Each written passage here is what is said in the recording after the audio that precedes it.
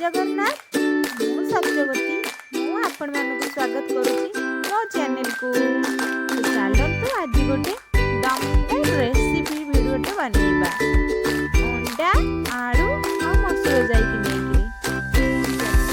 आलू काटी चूल्हा रे थोई देइबा कढ़ी रे तेल देई दबा तेल टिके ताकी आसे सेठा रखिबा आलू को देई दबा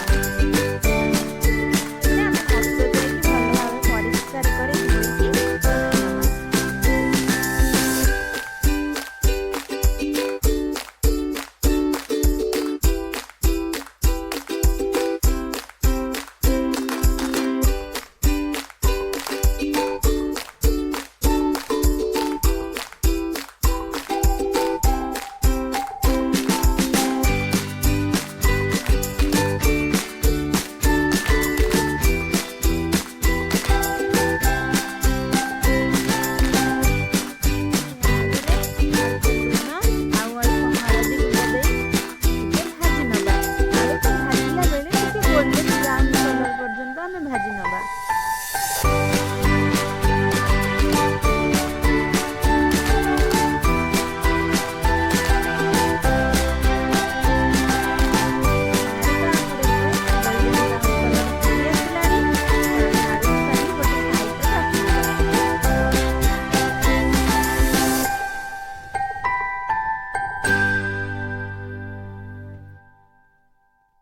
आमे से तेल रे रखिथिबा कटा पियाज को ऐड करि नै जिबा।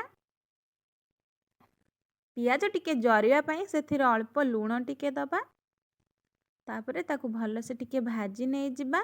टिके गोल्डन ब्राउन कलर हवा पर्यंत आमे पियाज टिकू भाजीबा।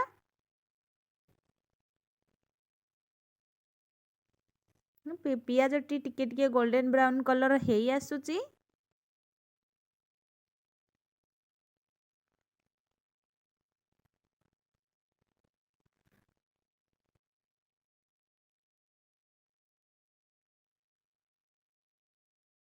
तो पियाज टी हमर एबे गोल्डन ब्राउन कलर हेई आसलानी। तो सेथिरे आमे अदा रसुन पेस्ट को ऐड करबा। अदा रसुन पेस्ट दे टिके ताकू भलो से गोळेई नै जिबा।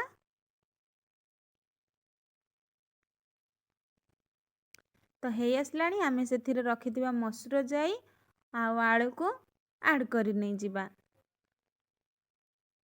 मसूर जाई आलू पकेकी सेथिरे टिके भलो समय गोळेइबा। तापरे टिके हळदी गुंड आउ लंका गुंड अल्प टिके लंका गुंड पकेकी ताकू आमे गोळेई नै जिबा।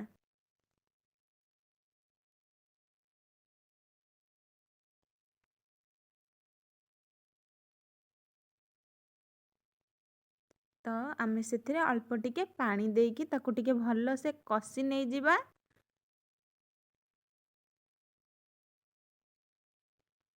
मोर कसे आसलानी सेथिरे आमे अल्प किछि लूण आमे अल्प लूण देबा सेथिरे।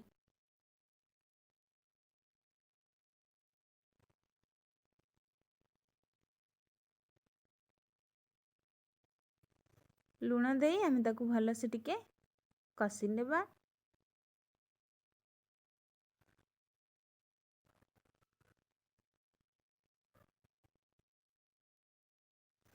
तो एबे हम कसी हेई आसलानी सेथिरे आमे अल्प किछि पानी ऐड करि दबा। पानी देई तो किछि समय आमे घोड़े दबा।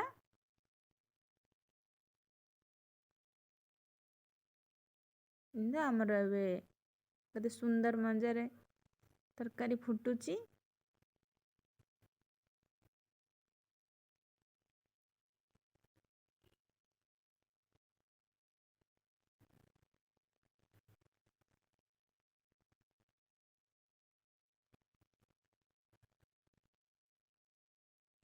तो तरकारी हमरो टिके हेई अधा सिझी आसलानी आमे सेथिरे रखिथिबा हम जो अंडा 3टी अंडा रखिथिले ताकू अंडा को भलो से आमे फेंटी नै जिबा।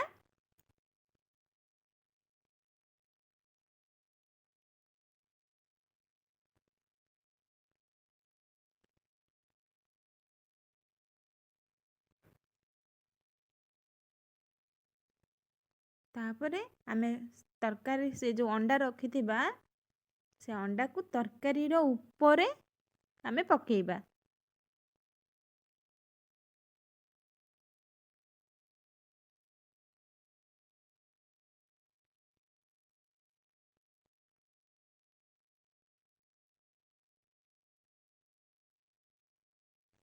ସେ ଅଣ୍ଡାଟା ଉପରକୁ ଉଠୁଛି, ଦେଖନ୍ତୁ ତରକାରୀଟା କେତେ ସୁନ୍ଦର ଦେଖାଯାଉଛି।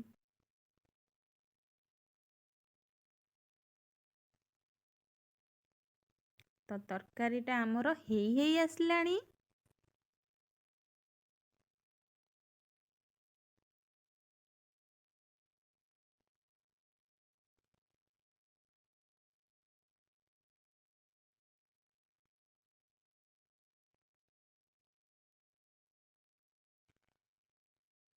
ଆମେ ସେଥିରେ କିଛି ଗରମ ମସଲା ଆଡ଼୍ କରି ନେଇଯିବା।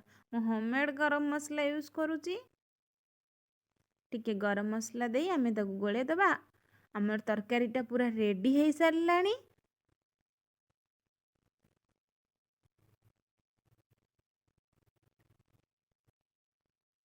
ଏବେ ଆମେ ଗ୍ୟାସ୍ ବନ୍ଦ କରିଦେବା। ଦେଖନ୍ତୁ ଆମ ତରକାରୀଟା ପୁରା ହେଇ ଆସିଛି।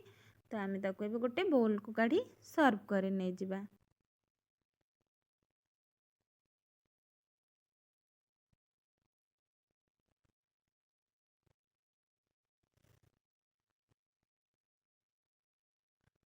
ତ ଆପଣମାନେ ବି ଘରେ ଏଇ ରେସିପିଟା ବନାନ୍ତୁ। ଥରେ ବନେଇକି ମାନେ ଚେଷ୍ଟା କରନ୍ତୁ, ଦେଖିବେ ପୁରା ଚିକେନ୍ ଭଳିଆ ଟେଷ୍ଟ ଆସିବ।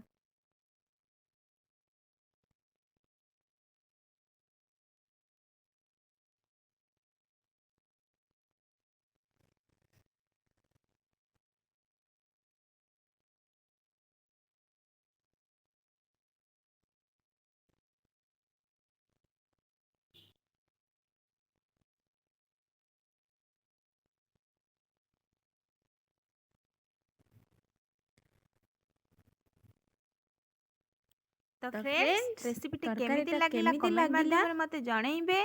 ଯଦି ରେସିପିଟି ଭଲ ଲାଗିଛି ତ ଲାଇକ୍, ସେୟାର ଆଣ୍ଡ ସବସ୍କ୍ରାଇବ୍ କରିବେ। ରହୁଛି। ଜୟ ଜଗନ୍ନାଥ, ନମସ୍କାର।